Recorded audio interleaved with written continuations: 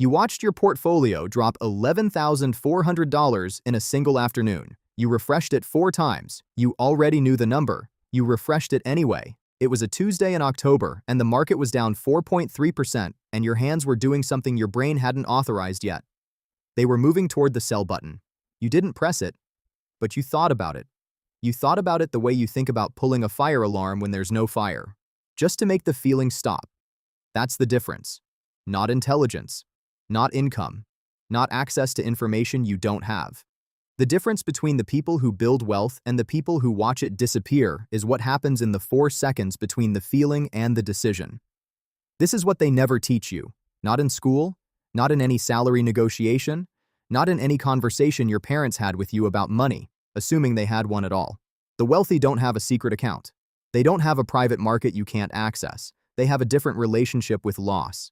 And that relationship was built deliberately, over time, out of a specific set of rules that most people will never learn because most people are too busy reacting to ever sit down and think. You are going to sit down now. The first rule, they never sell. Not never as in literally never. Never as in never for the reason you want to right now. It is March 2020. The market has dropped 34% in 33 days, the fastest crash in recorded history. Your portfolio is down, not a little, a number that feels like a physical injury. You open the app and the color is red and everything in your body is telling you the same thing. Get out. Preserve what's left. Stop the bleeding. The wealthy are not on their phones. Some of them are on a boat. Some of them are in a meeting about something unrelated. Some of them check the number once, close the app, and make a cup of coffee. Not because they don't care about the money, because they have already made the decision. The decision was made months ago, years ago, in a calm moment when nothing was on fire. They decided how much risk they were holding, and they decided they were going to hold it. The crash didn't change the decision because the crash was already inside the decision. You are selling an asset that the entire history of the market says will recover. You are selling it to someone who knows it will recover. You are paying them to take it off your hands at the exact moment it is cheapest, and then you will watch it recover from the outside, and then you will buy it back near the top because that's when it feels safe again. This is the cycle. This is the machine that transfers wealth from the impatient to the patient every single time without exception. The people who held through 2020 were up 70% by the end of the year. The people who sold in March were explaining to themselves why they made the right call. They are still explaining it. The shift. Selling is not a financial decision. It is an emotional one dressed up in logic. The wealthy learn to tell the difference. The second rule, they buy when others panic. You know what a sale is. You've stood in a queue for one. You've set an alarm for one. You've refreshed a page for one. A 40% discount on something you wanted is good news. You act on it immediately. The stock market goes on sale and you run the other direction. This is not irrational. It is human. When a stock drops 40%, the story around it changes. The headlines change. The people around you change their tone. It stops feeling like a bargain and starts feeling like evidence of something worse coming. The price is not just a price anymore. It is a signal. And the signal feels like danger. The wealthy have learned to read that signal differently. Warren Buffett did not build Berkshire Hathaway by finding stocks nobody else could find. He built it by being willing to buy what everyone else was running from, at prices everyone else had abandoned, and then sitting with it for longer than most people are willing to sit with anything. In 2008, when Lehman collapsed and the system felt like it was ending, he was deploying capital. Not cautiously, aggressively. While pension funds were liquidating and retail investors were converting to cash and financial media was using the word catastrophe 17 times per broadcast, he was buying. Goldman Sachs, General Electric, Bank of America. He was not smarter than the market. He was calmer than the market. That is the entire edge. You cross $40,000 in savings. The market dips 18% over 6 weeks. Everything in you says, wait. Wait until it stabilizes. Wait until it feels safe. The wealthy have a word for when it feels safe. They call it expensive. You buy anyway. Not everything. Not recklessly. You automate an additional contribution. You treat the dip the way a business owner treats a slow month, not as evidence of failure, as an opportunity to stock the shelves cheaply before the customers come back. And they always come back. The shift. Fear is not a warning. At the right moment, fear is a discount code. The wealthy learn to use it. The third rule, they own assets, not things. There are 2 types of people at $150,000 net worth. The first type has a car worth $45,000, a wardrobe worth $12,000, a watch worth $8,000, furniture worth $6,000, and $79,000 left. Everything they own is depreciating. The car loses $6,000 in value the year it drives off the lot. The watch sits in a drawer. The wardrobe does not return a yield. They look wealthy. Their balance sheet disagrees. The second type has $90,000 in index funds, $40,000 in equity on a rental property, $20,000 in a Roth IRA, and a 2014 Honda Civic with 94,000 miles on it. They do not look wealthy. Their balance sheet is compounding at 9% per year while they sleep. One of these people is building. One of these people is performing. The car will be worth half what you paid for it in 4 years. The index fund will likely be worth double what you paid for it in 10. This is not a prediction. This is the documented historical behavior of both assets over every comparable time period on record. The wealthy do not buy things that go down. They buy things that go up and use the income from those things to buy whatever they actually want. The rental property throws off $1,100 a month after the mortgage. That $1,100 buys the dinner, the holiday, the watch if you want it. But the asset that generates it stays. It stays and it grows and it generates again next month and the month after that indefinitely. This is what passive income actually means. Not a side hustle you have to show up to. Not a business that needs you. An asset that earns while you are asleep, while you are on holiday, while you are doing nothing at all. You walk past the car dealership. You know what's inside. You keep walking.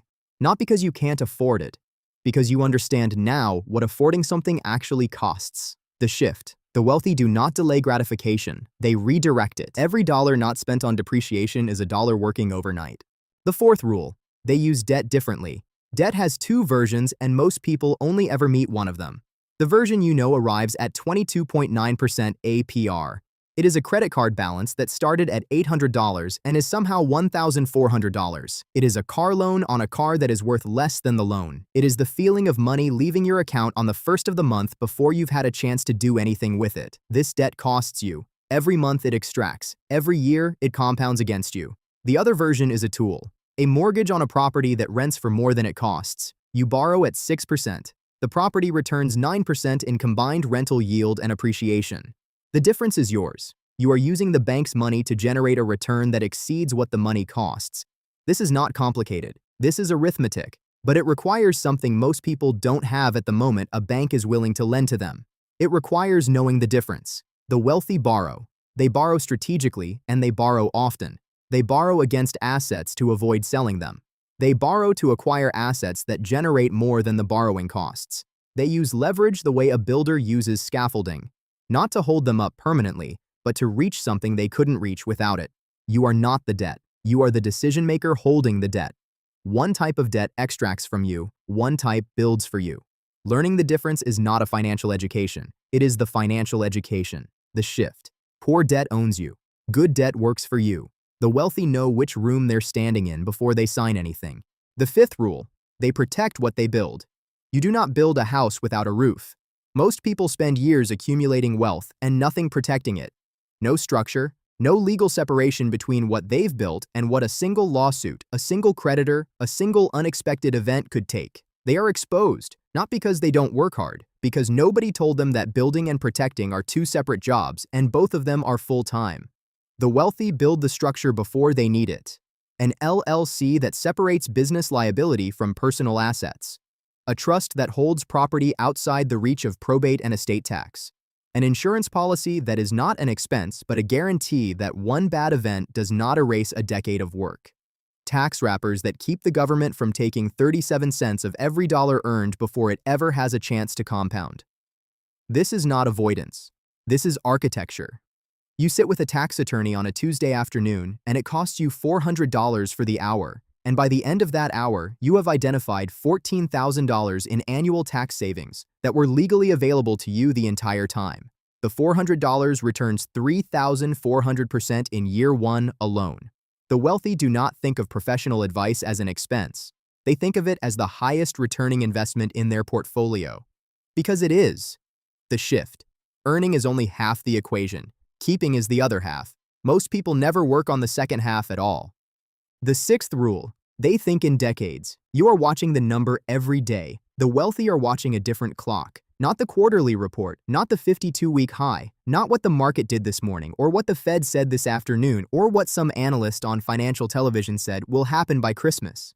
They are watching a cycle, a demographic cycle, an infrastructure cycle, a credit cycle, something that moves over 10 years, not 10 minutes. Compound interest does not reveal itself in months. It does not even reveal itself in years. It reveals itself at year 20. It reveals itself at year 25. It reveals itself at the moment the line on the graph stops looking linear and starts looking like it's defying physics. $10,000 invested at 22 is worth $380,000 at 65 at a 9% average annual return. That same $10,000 invested at 32 is worth $160,000. The decade costs you $220,000. Not in money you spent, in time you didn't use. This is the thing that cannot be recovered. You can earn more money. You can find better investments. You cannot go back to 22 and start the clock. The wealthy plant trees they will never sit under. They make decisions whose returns arrive in a future they are building deliberately, patiently, without needing to see the result today. They are not waiting for the market to do something. They have already done their part. They planted the seed and they walked away, and they are doing something else now, and the tree is growing without them. You check your portfolio. It's up 2.3% this month. Nothing dramatic. Nothing that feels like progress. But somewhere in the arithmetic that doesn't show up on a single month statement, something is compounding. Something is growing in the background of your life without asking your permission or requiring your attention. That is the machine. The shift. Patience is not passive. It is the most aggressive financial strategy available to someone without $1 billion. It is the one edge the wealthy do not have over you. Only time does. You watched your portfolio drop $11,400 in a single afternoon. You refreshed it 4 times. Your hands moved toward the sell button. You didn't press it, not because you weren't afraid, you were, but because somewhere between the feeling and the decision, a fraction of a second opened up. And in that fraction of a second, you remembered something. The crash was already inside the plan. The dip was already priced into the patience. The red on the screen was not a warning. It was a Tuesday. The wealthy are not fearless. They are not smarter. They are not operating on information you can't access. They made a set of decisions once, in a calm moment, when nothing was on fire. And then when the fire came, they let it burn. The machine opens every morning. It does not care how you feel about it. It does not negotiate. It does not wait. But it rewards, without exception, the person who shows up with a plan and doesn't flinch.